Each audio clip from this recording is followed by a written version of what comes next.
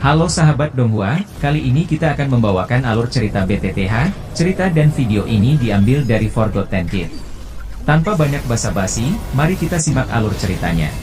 Di episode sebelumnya, Xiaoyan bertemu dengan Bailey dan Qianmu adalah penetua sebelumnya. Dokter peri kecil lalu berkata, "Mungkin saja mereka bisa menyembuhkan titik racun yang berada di tubuhmu," ucap dari dokter peri kecil.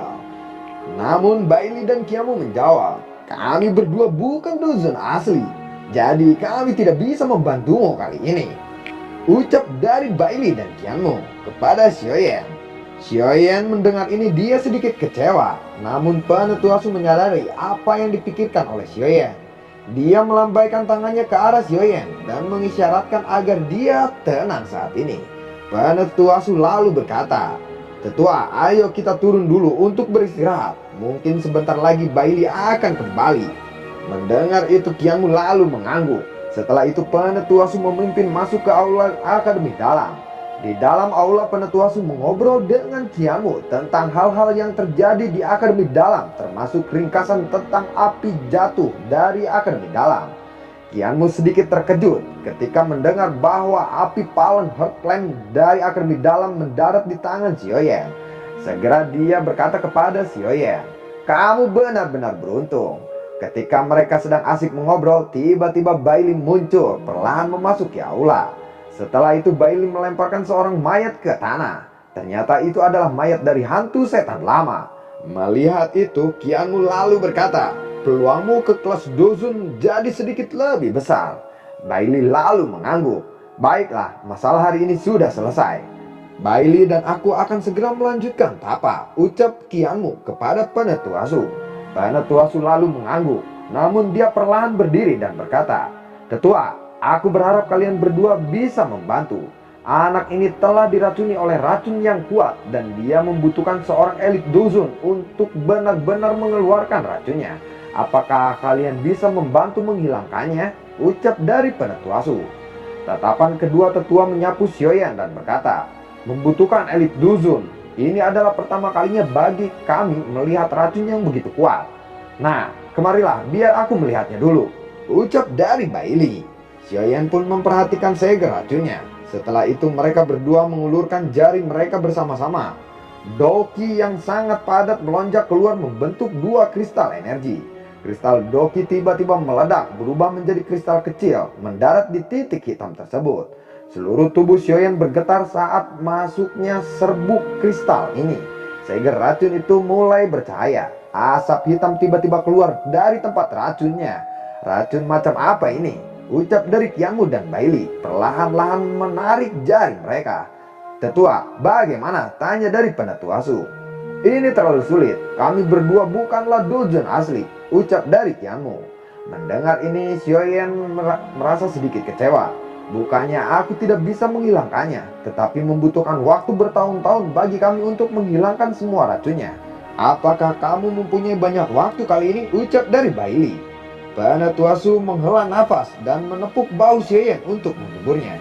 Xiaoyan pun berkata, "Sepertinya masalah ini harus mengandalkan diriku sendiri. Selama aku mendapatkan api surgawi lain, aku bisa menghilangkan titik racun ini," ucap dari Xiaoyan. Tidak lama, dua tetua itu pun meninggalkan aula. Xiaoyan memeriksa mayat hantu setan lama, lalu meminta seseorang penetua afinitas es Doki untuk membekukannya. Setelah dibekukan, tubuh itu disimpan di dalam cincin penyimpanannya. Xiaoyan pun kembali ke kamarnya dan duduk bersila di suatu tempat untuk memulihkan tubuhnya dan mengajari teknik penguasa aliran 6 tubuh. Xiaoyan pun mengeluarkan gulungan penguasa aliran 6 tubuh dan perlahan membukanya. Kekuatan spiritual Xiaoyan melonjak ke arah gulungan tersebut. Setelah kekuatan spiritual Xiaoyan melakukan kontak pada gulungan itu, cahaya merah redup memancar dari gulungan tersebut. Danau magma terlihat di sana. Sosok berwarna kuning perlahan muncul di permukaan danau magma. Sosok manusia itu memberikan instruksi kepada Xiaoyan untuk mempelajari penguasa aliran 6 tubuh. Xiaoyan pun mempelajarinya dengan seksama. Setelah mempelajari semua instruksi tentang pelajaran teknik penguasa aliran 6 tubuh, Xiaoyan menarik kembali kekuatan spiritualnya dari gulungan tersebut. Dia pun bergumam, "Aku telah berhasil mempelajari penguasa aliran 6 tubuh. tetapi di mana aku akan menemukan danau magma untuk berlatih. Sejenak Xiaoyan termenung sebelum akhirnya dia mengingat sesuatu dan berkata, di bawah menara pemurnian Ki langit berkobar, bukankah itu dunia magma? Ucap Xiaoyan dalam hatinya. Keesokan harinya Xiaoyan meminta izin untuk masuk ke bagian bawah menara pemurnian Ki langit berkobar. Mendengar itu Penetua Su lalu berkata, kamu ingin memasuki bagian bawah menara pemurnian Ki langit berkobar? Tanya dari Penetua Su. Xiaoyan lalu menjawab, ya, aku akan memasukinya. Aku pernah ke sana dan tahu sedikit tentang situasi di sana. Meskipun tempat itu luar biasa ganas, tetapi bukan suatu ancaman bagiku. Dan lagi energi afinitas api yang dikandungnya sangat murni. Baiklah jika itu keinginanmu, karena kamu bersikeras memintanya. Jika ada sesuatu yang tidak beres terjadi, bergegas kembali. Aku akan menyuruh beberapa tetua dari Akademi Dalam untuk menjaga pintu masuknya. Ucap dari Penetua Su. Mendengar ini Xiaoyan lalu menjawab, terima kasih banyak Penetua pertama. Ucap dari Xiaoyan. Mereka pun pergi ke menara pemurnian Ki langit berkobar. Tanpa ada yang menghentikan mereka, Xiaoyan dan Penetua Su sampai di tingkat terendah menara pemurnian Ki langit berkobar.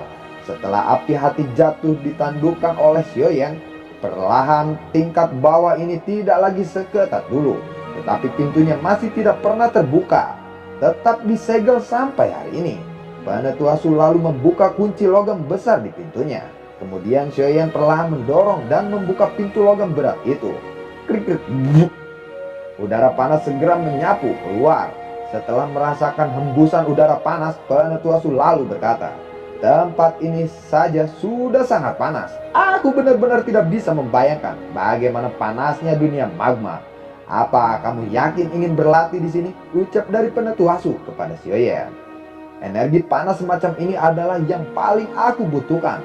Dengan api surgawi yang melindungi tubuhku, aku tidak perlu takut dengan api biasa seperti ini. Ucap dari Xiaoyan. Penetua Su lalu menggelengkan kepalanya setelah mendengarkan kata-kata Xiaoyan. Setelah itu dia memimpin perjalanan ke tingkat akhir dari menara pemurnian Ki langit berkobar. Di perjalanan mereka berbincang-bincang. Penetua Su berkata, karena kamu yakin ingin berlatih di sini, aku tidak akan menghentikanmu kali ini. King Lan akan pergi untuk beberapa hari. Dengan begitu kamu punya banyak waktu untuk berlatih di sini. Aku juga akan memberitahu saudara keduamu, dokter peri kecil dan yang lainnya tentang pelatihanmu di tempat ini. Aku akan menyuruh beberapa sesepuh yang berlatih metode ki afinitas api untuk berjaga di sini nanti. Mendengar itu Xiaoyan lalu berterima kasih kepada Penetua Su. Mereka pun sampai di depan sebuah lubang yang tak terlihat ujungnya. Penetua Su berkata, jika ada sesuatu yang terjadi, kamu harus mengirim sinyal. Aku akan segera turun untuk menyelamatkanmu. Ucap dari Penetua Su.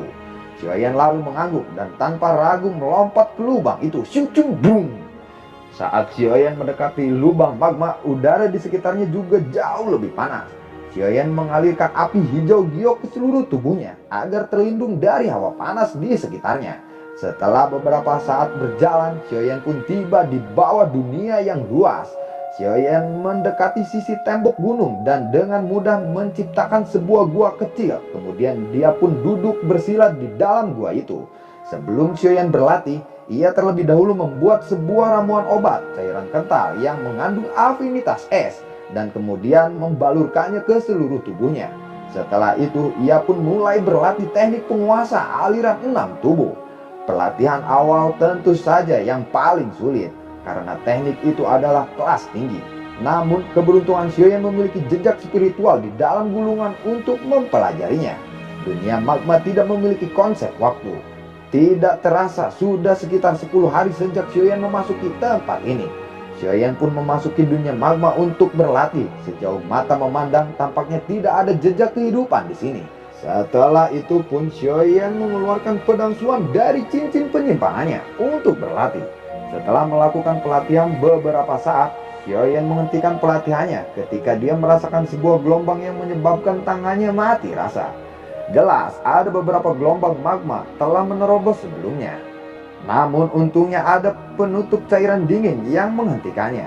Meskipun tidak ada bahaya besar, itu juga menunjukkan bahwa penguasa aliran 6 tubuh Sioyan belum berhasil dia kuasai.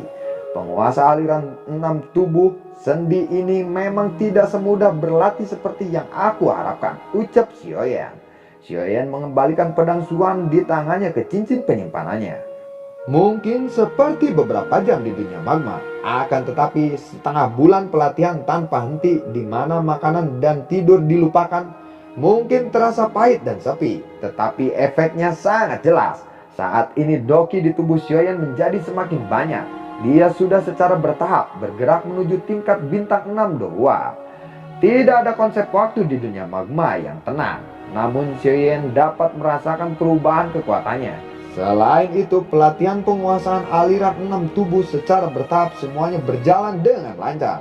Menurut kecepatan ini, Sioyan akan dapat mengisi kelas doang bintang 6 dalam waktu 2 bulan lagi.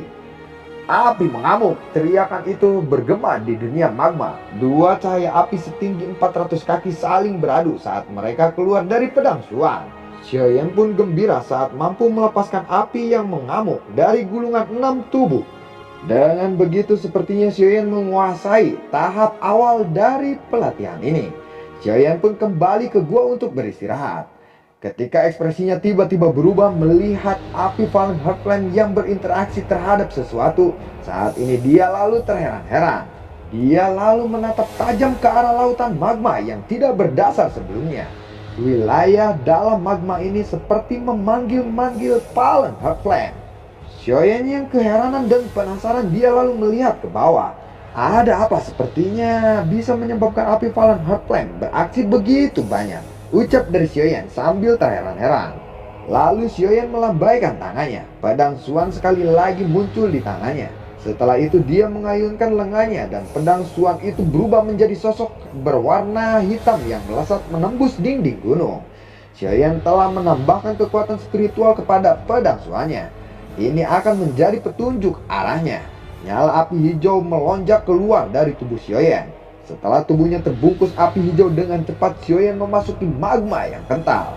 Tubuh Sioyan berhenti sejenak ketika melihat sekelilingnya. Kemudian ia menjentikan jarinya dan Fallen Heartland perlahan naik dari ujung jarinya. Sioyan kembali bergerak semakin dalam dipandu oleh Fallen Heartland di depannya. Setelah beberapa saat, Fallen Heartland akhirnya perlahan-lahan melambat. Magma di depannya mulai bergerak membuat pusaran seperti lingkaran. Cahaya muncul dari pusaran magma itu. Terlihat sebuah kerangka yang sangat besar muncul. Di atasnya terdapat bibit api. Sioyan sangat mengenali api itu, karena api itu adalah Fallen Heartland. Sioyan bertanya-tanya, bagaimana mungkin tempat yang sama memiliki dua api surgawi yang sama? Lalu kerangka siapakah ini? Ucap Sioyan dalam hatinya. Tiba-tiba sebuah gelombang menyerang kepada Sioyan ketika Sioyan sedang bertanya-tanya. Shum shum, buah. Untungnya Sioyan dapat menghindari serangan tersebut. Lalu Sioyan berkata, siapa yang menyerangku? Lalu Sioyan mengamati di sekitarnya dengan cermat. Ada sosok besar berwarna merah dan bersisik, tingginya sekitar 10 meter, berenang di dalam magma. Dari penampilan luarnya, sosok misterius ini seperti kadal. Makhluk hidup misterius ini telah melepaskan serangannya kepadaku tanpa dia sadari. Jelas itu cukup kuat. Jus, buah. Apakah kamu mencari mati ya? Ucap dari Sioyan kepada binatang tersebut. Sambil menghindar, Sioyan mengeluarkan pilar doki hijau giok dari telapak tangannya. Buah. Seketika makhluk magma itu mati setelah menerima serangan fatal dari Sioyan. Dengan rasa penasaran, Sioyan pun mengutak-ngatik bagian dalam tubuh makhluk magma dengan tangannya. Dan akhirnya dia menemukan manik-manik merah cerah di dalam tubuh makhluk tersebut. Sepertinya ada energi afinitas api yang kuat yang terkandung di dalam manik-manik itu. Energi semacam ini bahkan lebih murni daripada energi yang bisa dia serap di dunia magma. Ini seharusnya sesuatu mirip dengan Monster Core di dalam Magical Beast. Namun hal ini adalah tonik yang jarang terlihat bagi orang yang mempraktekkan energi afinitas api. Sayangnya energinya terlalu liar dan ganas dan tidak dapat dikonsumsi secara langsung. Jika tidak, itu akan mirip dengan beberapa pil obat tingkat tinggi, ucap Xiaoyan. Dengan cepat Xiaoyan menyimpan manik-manik itu di dalam cincin penyimpanannya. Ekspresi Xiaoyan berubah setelah melihat banyak makhluk magma yang mengepungnya. Tampaknya mereka dipanggil sebelum ia mati. Ini sepertinya akan menjadi merepotkan, ucap dari Xiaoyan. Tiba-tiba sosok makhluk berwarna merah menyebar dan mengepung Xiaoyan. Dengan cepat Xiaoyan mengalirkan api hijau membungkus tubuhnya dan bergegas kembali ke atas. Saat Xiaoyan baru saja akan bergerak, makhluk magma yang lain mengepungnya dari segala arah. Segera Xiaoyan menyebarkan doki di tubuhnya, membuat sebuah cambuk api hijau dan dengan cepat menyerang sosok-sosok makhluk itu. Meskipun Xiaoyan membunuh sosok makhluk itu, tetapi sosok-sosok itu seperti tidak ada habisnya. Doki di tubuh Xiaoyan sudah mulai habis. Merasakan doki di tubuhnya mulai habis, Xiaoyan berkata, "Aku harus segera pergi dulu dari sini." Dengan cepat Xiaoyan lalu mengeluarkan pil obat pemulihan doki dan memakannya. Tepat saat Xiaoyan akan pergi, sosok makhluk magma yang nampak kuat muncul lagi. Ketika makhluk-makhluk magma berhenti menyerang Xiaoyan saat ini, melihat kejadian ini Xiaoyan bergumam. Sepertinya sosok makhluk magma besar ini adalah pemimpin dari makhluk-makhluk ini. Mungkin aku harus membunuhnya terlebih dahulu, ucap dari Xiaoyan. Tatapan Xiaoyan mengarah kepada makhluk magma yang besar. Dengan cepat Xiaoyan menghilang dan muncul di belakang makhluk magma yang paling besar itu. Dengan bantuan aliran magma, makhluk magma besar itu bisa merasakan keberadaan Xiaoyan. Dengan cepat makhluk magma itu mengepalkan tangannya dan menghantamkannya ke arah Xiaoyan. Buah! Tinju besar itu berhasil Xiaoyan tangkis. Setelah berhasil menangkis serangan itu, Xiaoyan segera mengepalkan tangannya dan berkata, "Ledakan tanah!" ucap dari Xiaoyan. Tinju Xiaoyan diarahkan ke pemimpin makhluk magma tersebut. Buah! Tubuh pemimpin makhluk magma itu bergetar hebat dan seketika mati saat dadanya ditembus oleh tinju Xiaoyan. Xiaoyan meraih manik-manik merah tua seukuran mata naga di tubuh makhluk terbesar itu. Energi yang terkandung dalam manik-manik merah tua itu 10 kali lipat lebih kuat daripada manik-manik yang biasa. Setelah Xiaoyan membunuh pemimpin makhluk magma tersebut, makhluk-makhluk magma yang lainnya lalu mengeluarkan suara aneh di dalam mulutnya dengan serempak. Tidak lama setelah gelombang suara dipancarkan, Xiaoyan merasakan aura yang sangat kuat menuju ke arahnya. Jelas ini pasti ahli dari ras makhluk magma tersebut. Dengan cepat Xiaoyan mengembalikan tubuhnya, memasuki penghalang cahaya transparan. Beberapa sosok merah darah mengejar masuk ke arah Xiaoyan dalam penghalang itu. Xiaoyan jelas merasakan riak yang tidak biasa menyapu tubuhnya saat dia menembus lapisan cahaya transparan. Segera dia menstabilkan tubuhnya di dalamnya. Jelas ruangan penghalang di tempat ini merupakan cahaya yang dilihat oleh Xiaoyan sebelumnya. Xiaoyan pun menebak-nebak, sepertinya mereka sudah mencapai puncak kelas Dohuang. Dia tidak menyangka bahwa ras magma misterius ini benar-benar akan memiliki ahli seperti itu. Sialan, dunia magma ini memang tidak setenang yang aku lihat di permukaan, ucap dari Xiaoyan saat ini. Dia mungkin telah membunuh cukup banyak makhluk magma dalam pertempuran besar sebelumnya, tetapi dia juga sangat kelelahan. Lalu Xiaoyan beristirahat sejenak. Hanya setelah beberapa doki di dalam tubuhnya pulih, Xiaoyan berdiri dan dengan hati-hati berjalan ke kerangka misterius tersebut. Dia akhirnya mengerti bahwa isyarat yang dia rasakan di atas magma berasal dari kerangka misterius ini. Atau Fallen Heartland pun mengarah kepadanya. Suhu yang dipancarkan jauh lebih rendah daripada Fallen Heartland di dalam tubuh Xiaoyan. Fallen Heartland di depan Xiaoyan ini masih dalam tahap bayi. Namun Xiaoyan tidak tahu mengapa ada dua api surgawi yang sama untuk muncul di tempat yang sama. Adegan misterius semacam ini adalah sesuatu yang belum pernah didengar Xiaoyan. Tentu saja terlepas dari apa itu dalam tahap bayi ataupun dewasa, benda ini adalah api surgawi. Sangat sulit untuk membentuk api surgawi. Hal semacam itu membutuhkan waktu yang tidak terhitung jumlahnya. Bayi seperti Fallen Heartland ini mungkin tidak banyak berguna baginya. Lalu dia berpikir sejenak. Mungkin ini akan berguna bagi Akademi Dalam begitu mereka memiliki benda ini. Menara pemurnian Ki Langit Berkobar akan dapat dibuka lagi. Selain itu, selama ada jumlah doki yang tak terhenti, itu akan mengaktifkan afinitas menara pemurnian Ki Langit Berkobar yang disebut dengan akselerator pelatihan. Dengan begitu, Akademi Dalam tidak hanya akan mendapatkan manfaat dari bayi Fallen Heartflame ini. Bayi Fallen Heartflame ini akan dapat berevolusi secara bertahap. Pada waktunya itu pasti akan berevolusi menjadi Fallen Heartflame yang matang. Terlebih lagi, api surgawi yang dipersiapkan sejak muda akan lebih mudah diajarkan di masa depan. Ketika dia hanya sekitar 2 meter dari kerangka tersebut, cahaya putih terang tiba-tiba meletus dari bagian dalam kerangka putih tersebut. Dengan perlahan, cahaya putih di depannya berubah menjadi sosok spiritual. Lalu sosok spiritual itu berkata, "Fallen Heartflame, sungguh tidak terduga bisa ditundukkan oleh seorang bocah sepertimu," ucap dari tubuh spiritual itu. Melihat itu, Xiaoyan lalu berkata, "Maafkan aku tetua, sepertinya aku telah mengganggumu," ucap dari Xiaoyan kepada tubuh spiritual itu. Tiba-tiba Xiaoyan merasakan Fallen Heartflame tidak terkendali di dalam tubuhnya. Sebelum itu dia akhirnya mendarat di tangan tubuh spiritual itu. "Tuan, apa maksudmu dengan ini?" tanya dari Xiaoyan. "Mengapa? Apakah kamu terkejut? Ini karena aku adalah pemilik sebelumnya dari Fallen Heartflame. Meskipun kamu telah menyempurnakannya, itu tidak masalah bagiku. Selain itu, apakah kamu benar-benar berpikir bahwa kamu dapat mengalahkan aku yang lama di dalam kemampuan mengendalikan api di tubuhmu ini?" ucap dari tubuh spiritual itu. "Pemilik sebelumnya," ucap dari Xiaoyan yang terkaget-kaget. "Tuan, seharusnya tidak menggodaku.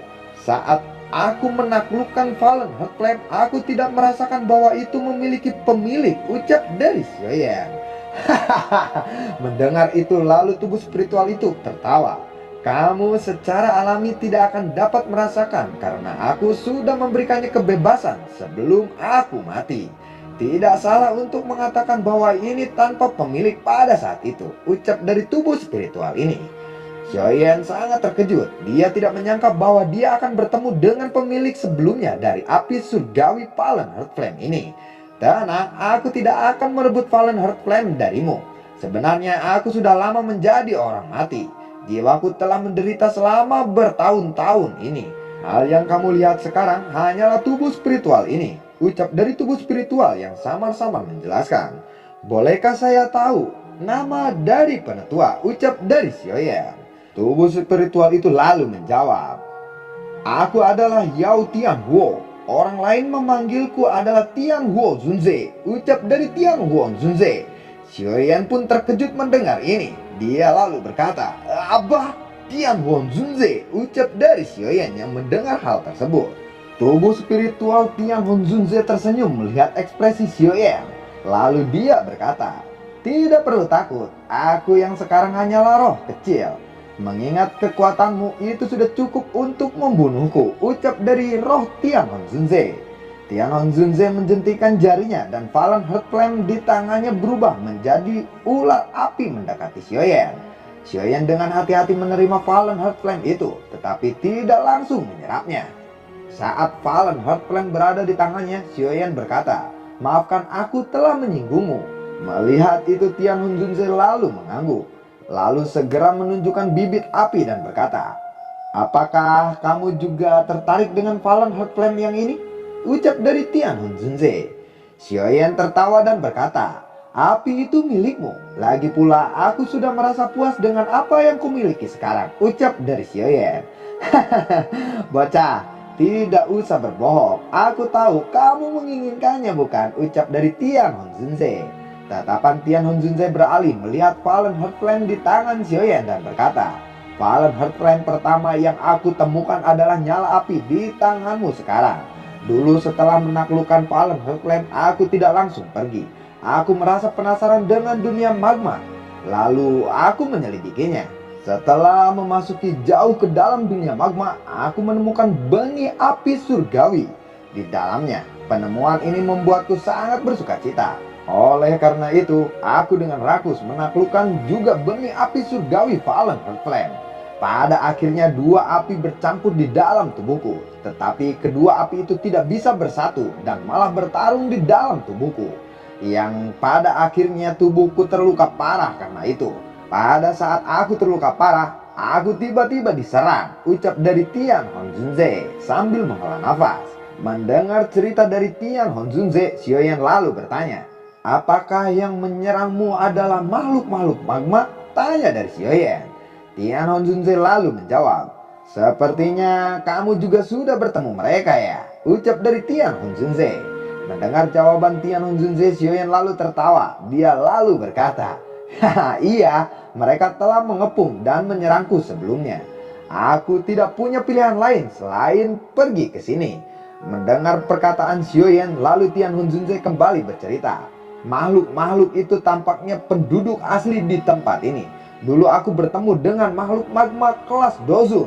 Jika aku berada dalam kondisi puncak, aku tidak akan takut akan hal itu. Sayangnya pertarungan tidak terduga dua api surgawi di tubuhku membuatku terluka parah. Kamu juga bisa menebak akhir setelah itu. Aku menderita cedera fatal setelah pertempuran besar itu. Namun untungnya makhluk-makhluk itu tidak tahu tentang kekuatan spasial. Oleh karena itu mereka kesulitan menemukan tempatku bersembunyi. Meskipun aku berhasil menyembunyikan tubuhku, aku mengalami cedera yang serius. Tubuhku runtuh tidak lama kemudian. Dengan nafas terakhirku, aku melepaskan Fallen Heartflame dewasa yang telah aku taklukkan. Jiwaku melekat pada benih api surgawi, berniat menggunakannya untuk bertahan hidup. Namun setelah bertahun-tahun, jiwaku tidak dapat bertahan. Jika tidak ada orang lain yang memasuki tempat ini dalam waktu 2 tahun, jiwaku mungkin akan benar-benar lenyap, ucap dari Tian Honzunze.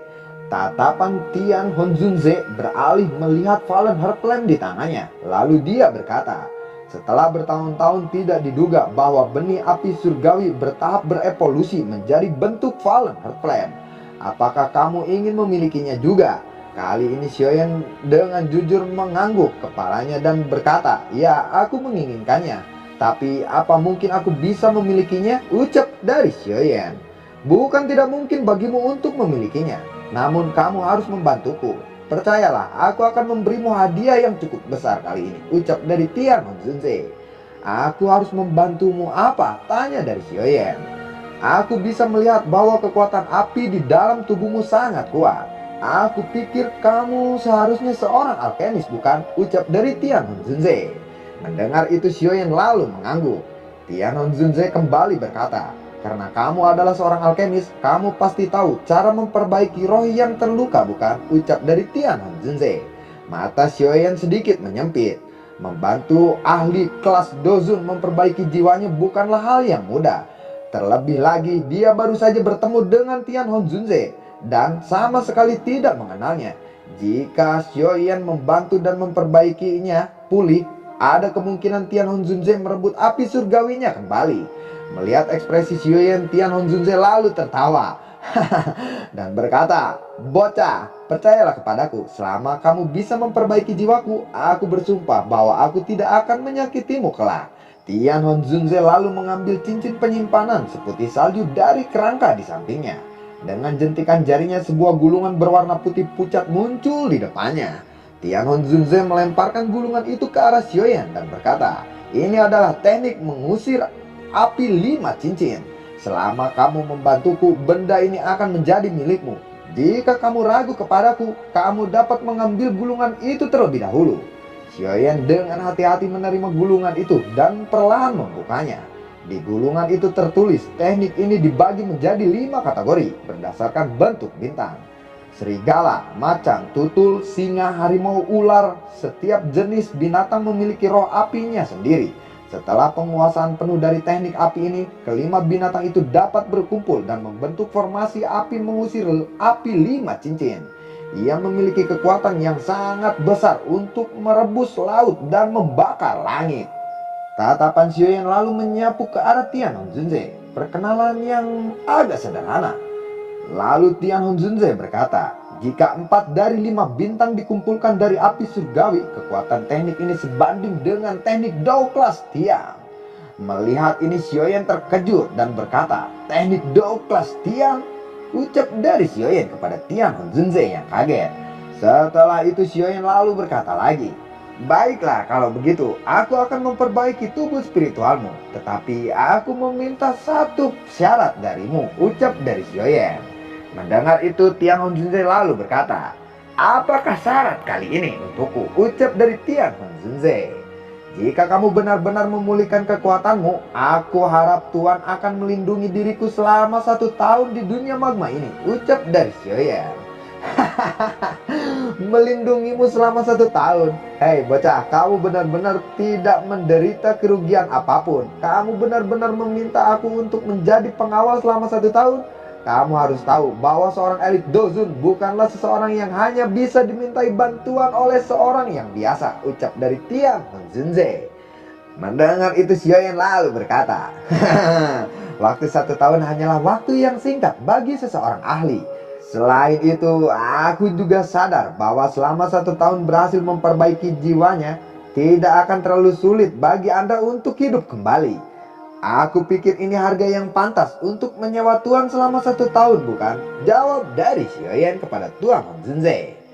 "Hei bocah, kamu benar-benar tahu cara berbicara. Tidak masalah bagiku untuk melindungimu selama 1 tahun. Asalkan kamu bisa memperbaiki rohku. Dengan kekuatan roh milikku saat ini, aku tidak akan bisa bertahan selama beberapa tahun lagi," ucap dari Tian Honzunze. Mendengar itu Xiaoyan lalu berkata, "Tuan, Anda dapat yakin, ini bukan pertama kalinya aku membantu seseorang memperbaiki rohnya. Aku dapat dianggap memiliki beberapa pengalaman. Meskipun roh Anda terluka parah, bukan tidak mungkin untuk aku perbaiki," jawab dari Xiaoyan. "Semoga aku tidak salah memilihmu," ucap dari Tian Honzunze. Lalu bagaimanakah kelanjutan ceritanya? Terima kasih telah menyimak video ini dari awal sampai akhir ya. Sampai jumpa.